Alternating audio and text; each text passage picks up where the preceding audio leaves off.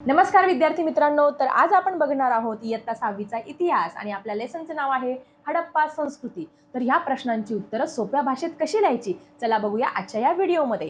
प्रश्न पहिला, दिलेल्या पर्यायांपैकी योग्य पर्याय निवडा. हडप्पा संस्कृतीचा शोध टिंबटिंब या नदीकाठी लागला. तर हडप्पा संस्कृतीचा शोध लागलेला आहे सिंधू या नदीकाठी. उत्तर लिहिणार आहात तुम्ही सिंधू. दुसरा प्रश्न, हडप्पा संस्कृतीतील महास्नानगृह टिंबटिंब या ठिकाणी सापडले. तर तुम्हाला सगळ्यांना माहिती आहे हडप्पा संस्कृतीतील जे मोठं असं स्नानगृह आहे ते मोहेंजोदारो इथे सापडले आहे. प्रश्न तिसरा, हडप्पा संस्कृतीतील टिंबटिंब या शहराच्या ठिकाणी गोदी सापडली आहे. तर हडप्पा संस्कृतीतील लोथल या शहराच्या ठिकाणी गोदी सापडली आहे. पुढे प्रश्न पहिला ब आहे, चुकी बरोबर ते लिहा. दूरवरच्या प्रदेशांशी असलेला व्यापार हे हडप्पा संस्कृतीच्या विस्ताराचे प्रमुख कारण होते. यस, हे उत्तर काय आहे, बरोबर आहे. दुसरा प्रश्न आहे, हडप्पा संस्कृतीतील लोक सार्वजनिक आरोग्याबाबत जागृत नव्हते. नाही, जागरूक होते ते. म्हणजे हे उत्तर काय आहे तुमचं, हे वाक्य चूक आहे.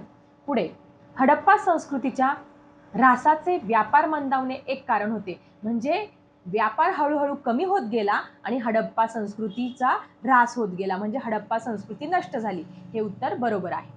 पुढे प्रश्न दुसरा अ मध्ये तुम्हाला संकल्पना चित्र पूर्ण करायचं आहे.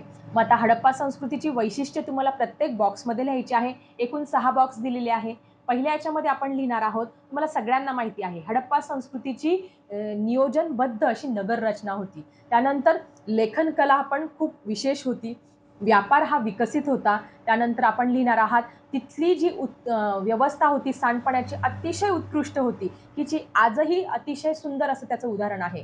त्यानंतर तिथल्या जी घरं आहे ती पक्क्या विटांनी बांधलेली होती आणि शेती व हस्तकला ही सगळी आहे तुमच्या हडप्पा संस्कृतीची वैशिष्ट्ये.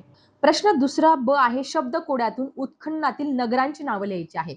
तर मग आता बघा, तुम्हाला ते एम्प्टी बॉक्सेस दिलेले आहेत, ते ड दिलेलं आहे, म्हणजे तिथे काय येणार आहे, उभ्या याच्यामध्ये हडप्पा.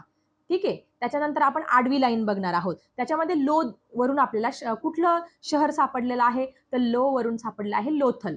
त्यानंतर पुढे येणार आहोत, पुढच्या लाईनमध्ये आपण उभी लाईन. काय दिली आहे तुम्हाला, जो. मग जो वरून कुठले तर आहे मोहेंजोदारो. हे काय आहे तुमचं पुढचं सापडलेलं शहर आहे. पुढे खाली काय दिलं आहे, धो वरून. मग धो वरून कुठलं सापडलं रे, धोलावीरा. त्यानंतर अजून एक उभं खाली पण आडवं पण दिलेलं आहे. त्याच्यामध्ये तुम्हाला फक्त ग दिलेलं आहे. मग ग मध्ये असणारं कोणतं शहर येतं रे, कोणतं शहर तिथे उत्खननात सापडलं, कालीबंगन. ओके. पुढे प्रश्न तिसरा तुमच्या समोर आहे, टिपा लिहा. आता टिपा लिहामध्ये काय करायचं असतं बाळांनो, आपल्याला थोडं ब्रीफ मध्ये म्हणजे 2-3 पॉइंट्स करून उत्तरं लिहायची असतात आणि ते जास्त मार्काचे पण असतात. त्यामुळे आपल्याला ह्या प्रश्नांची पैकीचे पैकी उत्तरं मिळवायची असेल तर तुम्हाला 3-4 पॉइंट्स हे लिहावी लागणार आहे. तर पहिला प्रश्न आहे मोहेंजोदारो येथील महास्नानगृह. तर पहिल्या पॉइंटमध्ये तुम्ही लिहिणार आहात मोहेंजोदारो येथे महास्नानगृह सापडले. दुसरं आहे ते पक्क्या विटांनी बांधलेले होते. तिसऱ्या पॉइंटमध्ये तुम्ही लिहिणार आहात त्यात पाणी भरण्याची व काढण्याची उत्तम व्यवस्था होती. आणि चौथा पॉइंट तुम्ही लिहिणार आहात धार्मिक किंवा सार्वजनिक स्नानासाठी त्याचा उपयोग होत असावा. पुढचा प्रश्न आहे हडप्पाकालीन वस्त्रे आणि दागिने. आता काय लिहिणार आहात त्याच्यामध्ये, पहिल्या पॉइंटमध्ये तुम्ही लिहिणार लोक सुती व काही ठिकाणी रेशमी कापडे वापरत असे. दुसरं, स्त्री पुरुष दोघंही दागिने घालत हडप्पा संस्कृतीमध्ये. तिसरं तुम्ही लिहिणार आहात सोने, चांदी, तांबे, शंख, माती व मौल्यवान दगडांचे दागिने ते त्या काळात बनवत होते, या सगळ्या धातूंपासून. ठीक आहे. पुढे बघा, हार, बांगड्या, अंगठ्या, कर्णभूषणे. आता कर्णभूषण म्हणजे काय रे, कानातले, ते सुद्धा वापरत. पुढचं आहे हडप्पाकालीन कला आणि मनोरंजन. आता याच्यामध्ये पहिला पॉइंट तुम्ही लिहिणार आहात मातीच्या खेळण्यांची निर्मिती त्या काळामध्ये केली जात असे. कास्याची मूर्ती त्या काळामध्ये प्रसिद्ध होती. पुढे राजा धर्मगुरूचा पुतळा सापडला आहे. पुढे सुंदर मातीची भांडी व प्राण्यांची आकृती त्या काळामध्ये तयार केलेली आहेत. म्हणजे मातीपासून सुंदर सुंदर भांडे बनायचे, प्राण्यांचे वेगवेगळे आकार, हत्ती, घोडा वगैरे असे बनवायचे. पुढे मुले खेळणी व गाड्यांची खेळत. आता प्रश्न जो चौथा आहे तो तुम्हाला पाठातील नकाशाचे निरीक्षण करायचंय आणि त्या निरीक्षण करून त्या प्रश्नांची उत्तरं तुम्हाला द्यायची आहेत. ठीक आहे.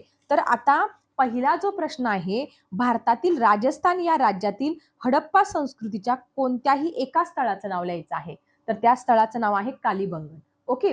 दुसरा प्रश्न आहे, भारताच्या आंतरराष्ट्रीय सीमेबाहेर हडप्पा संस्कृतीचे कोणतेही एक स्थळ लिहा. म्हणजे आपली जी आंतरराष्ट्रीय सीमा आहे ना, त्याच्या बाहेर कोणतं शहर सापडलं आहे, तर त्याचं नाव आहे मोहेंजोदारो. ओके. पुढचा प्रश्न आहे, मंडा हे हडप्पा संस्कृतीचे स्थळ कोणत्या नदीच्या तीरावर आहे? तर ते चिनाब नदीच्या तीरावर आहे. पुढचा चौथा प्रश्न आहे, दायमाबाद हे हडप्पा संस्कृतीचे स्थळ सध्याच्या भारतातील कोणत्या राज्यात आहे? तर येस, ऑब्विसली आपल्याच राज्यात आहे, महाराष्ट्र राज्यामध्ये. आता आपण जाणार आहोत आपल्या शेवटच्या प्रश्नाकडे. शेवटचा प्रश्न म्हणजे मोठा प्रश्न आहे. खालील प्रश्नांची सविस्तर उत्तरे लिहा. पहिला प्रश्न आहे बघा, हडप्पा संस्कृतीतील सुबक नगर रचना ही आजच्या शहरांच्या नियोजनासाठी आदर्श कशी ठरू शकते? म्हणजे आज जी शहरं बांधली गेलेली आहे त्याचा उपयोग हडप्पा काळातील त्या नगर रचनांचा आपण आजच्या काळात उपयोग करू शकतो का, असा या प्रश्नाचा अर्थ आहे.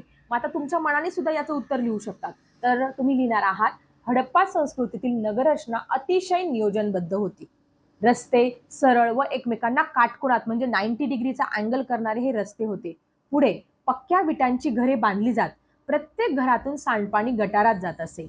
स्वच्छतेवर विशेष भर दिला जात होता. पाणी पुरवठा आणि सांडपाणी व्यवस्था सुद्धा उत्तम होती. त्यामुळे आजच्या शहरांनीही स्वच्छता, रुंद रस्ते, नियोजनबद्ध बांधकाम आणि चांगली जलनिस्तारण व्यवस्था यांचा आदर्श आपण काय करू शकतो, हडप्पा संस्कृतीकडून घेऊ शकतो. आणि आता आपला शेवटचा प्रश्न आहे, हडप्पा संस्कृतीची अर्थव्यवस्था उतरणीला का लागली? म्हणजे ऱ्हास का होत गेला रे, का संपुष्टात आली ही संस्कृती? तर हडप्पा संस्कृतीच्या ऱ्हासाची अनेक कारणे होती. नद्यांच्या प्रवाहात बदल झाल्याने शेतीवर म्हणजे डायरेक्ट नद्यांचे प्रवाह बदलल्यामुळे शेतीवरती परिणाम झाला. पूर, दुष्काळ, भूकंप यांसारख्या नैसर्गिक आपत्ती आल्या. परदेशाशी असलेला व्यापार मंदावला. त्यामुळे उद्योगधंदे कमी झाले. लोकांनी शहरे सोडून गावांकडे स्थलांतर केले.